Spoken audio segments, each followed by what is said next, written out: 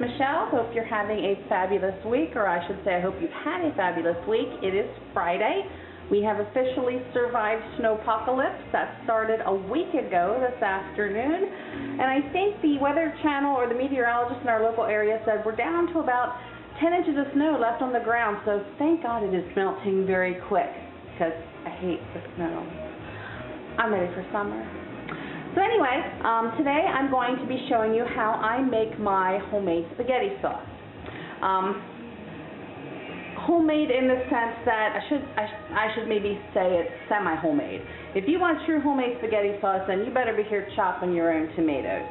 I don't go quite that far, but I am not opening a jar of Prego or Ragu and warming it up. So let me show you the ingredients I used.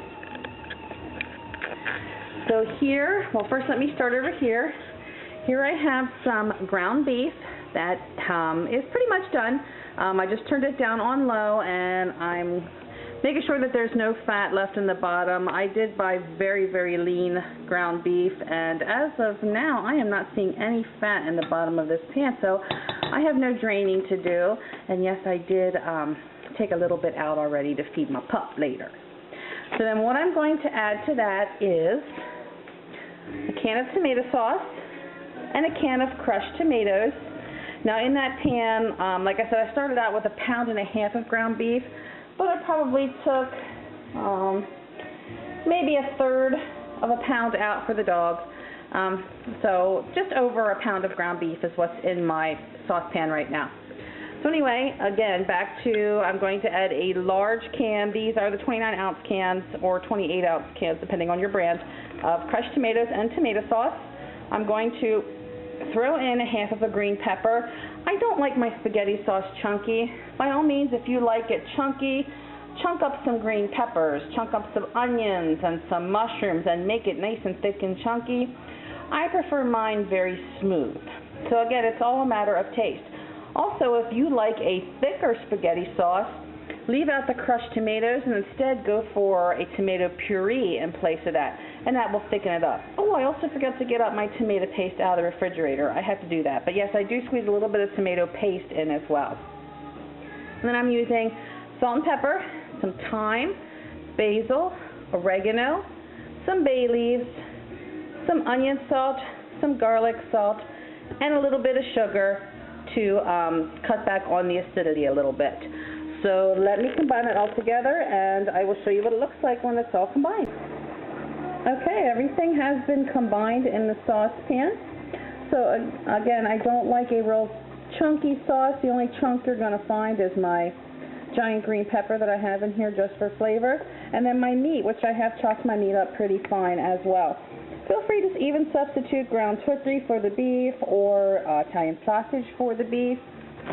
I find that making pasta sauces for on top of any kind of pasta, whether you're making spaghetti, lasagna, baked ziti, any kind of Italian meal that you're making, you can customize those for your own taste. There's no right or wrong way to make a pasta sauce. I'm sure if you flew to Italy right now and you found 2 fabulous 80-year-old Italian women that were both in their kitchens making some pasta sauce for their family for the weekend, you're probably going to find that both of their recipes are completely different and nothing's written down. I apologize, but I don't write anything down either. So as far as the measurements, I did show you the cans of sauce. As far as the seasonings, I don't know, maybe a teaspoon of salt, 1/2 teaspoon of pepper, and maybe 1 1/2 teaspoons of the rest of the seasonings, and then just taste it. If you think it needs more of one thing or the other, by all means, throw it in. So just make it your own, put it on whatever pasta you like. Personally, right now, since it is only 2 of us that I'm feeding, I'm loving this. I can use a pretty small kettle. I don't have to use anything large because it's already broken in half for a smaller can or a smaller pan. So I'm loving that. And I don't have to really fool with it as much because it's already broken in half. I can do it in a small saucepan. That's perfect for just Mike and I. So that's about it. So I'm just going to let this sauce cook for maybe about 3 hours till we eat. So I'm just going to let that simmer on low, and the longer it cooks, the more flavorful that it gets. So that's it from here. Enjoy your weekend.